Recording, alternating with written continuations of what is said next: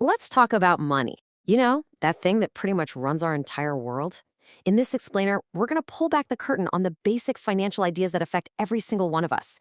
Think of this as the user's guide to your own wallet. Ready? Let's jump in.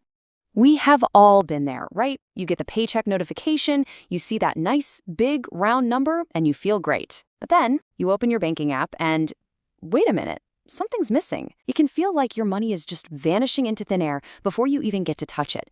It's maybe the first financial mystery we all have to solve. So, yeah, those are the big questions. Where does that money actually go? And while we're at it, what even is money?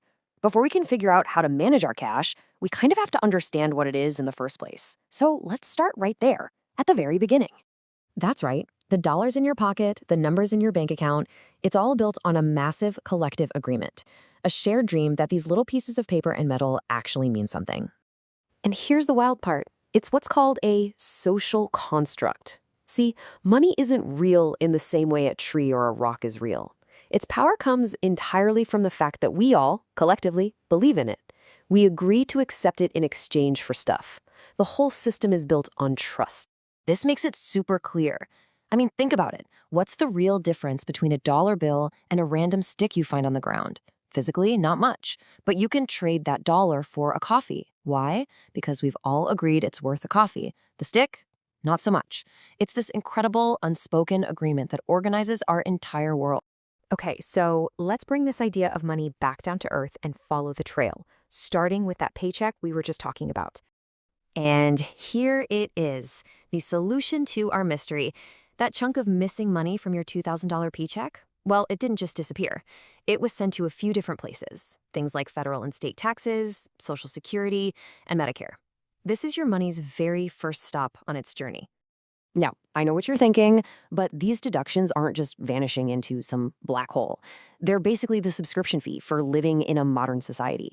They pay for roads, schools, all that stuff. And things like Social Security, that's really just a forced retirement savings plan. Medicare is a health insurance safety net. It's the machinery that keeps everything running behind the scenes.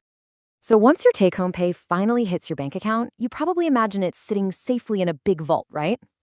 Well, that's not exactly how it works. Banks operate on a system called fractional reserve banking, which is a fancy way of saying they don't just store your money, they put it to work. Let's walk through it. Say you deposit $1,000. The bank is required by law to keep a small piece of that, the reserve. But the rest of it, say $900, they lend that out to someone else who needs a car loan or a mortgage, and that person pays the bank interest. That's how banks make money. It's a system that works, well, as long as we don't all show up and ask for our cash back at the exact same time. And that brings us to two of the most powerful forces in your financial life. We're talking about interest and credit.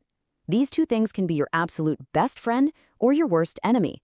Depending on how you use them, they can build you a skyscraper of wealth, or they can dig you a very, very deep hole.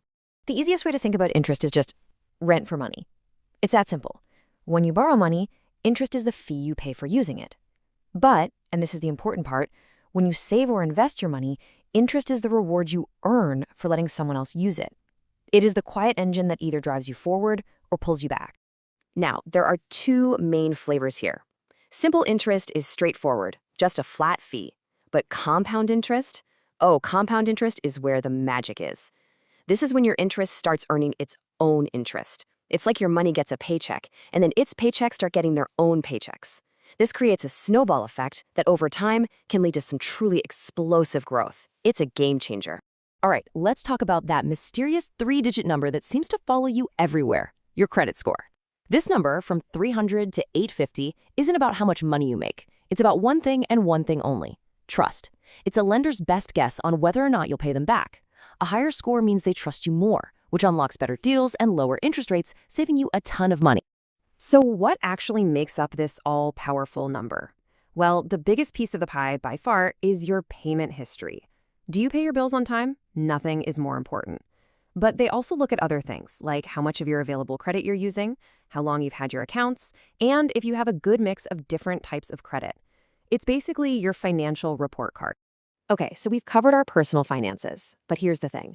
Our money doesn't exist in a bubble. It's out there in the world, getting pushed and pulled by these massive economic forces that affect everybody. Let's talk about the big ones: inflation and recessions. You know that feeling when you open a brand new bag of chips and it feels like it's already half empty? Yeah, that's inflation. It's this slow, quiet process where your money's buying power gets worn away over time. Your dollar is still a dollar, but year after year, it just buys you a little bit less.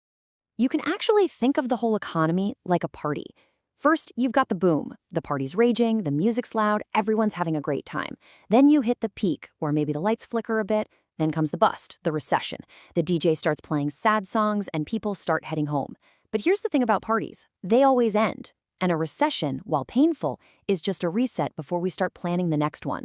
So, knowing all this, that inflation is constantly nibbling away at our savings and that the economy is always going up and down, what are we supposed to do? Do we just hide our money under the mattress?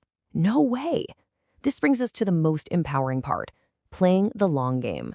This is how you fight back against inflation. You don't just let your money sit there, you put it to work through investing. You can buy stocks, which is basically owning a tiny slice of a company, or bonds, which is like loaning money to the government, or you can buy funds, which are just pre-packaged baskets of investments that spread your risk around. The goal is simple: make your money grow faster than inflation can eat it. And that leads us to the single most valuable asset you have. And it's not money, it's not a stock tip, it's time. Especially with the power of compounding, time is the rocket fuel for growth. Real wealth isn't built overnight, it's built over decades. So the ultimate question isn't just what you do with your money, it's what you do with your time. Because how you invest that is what will truly shape your future.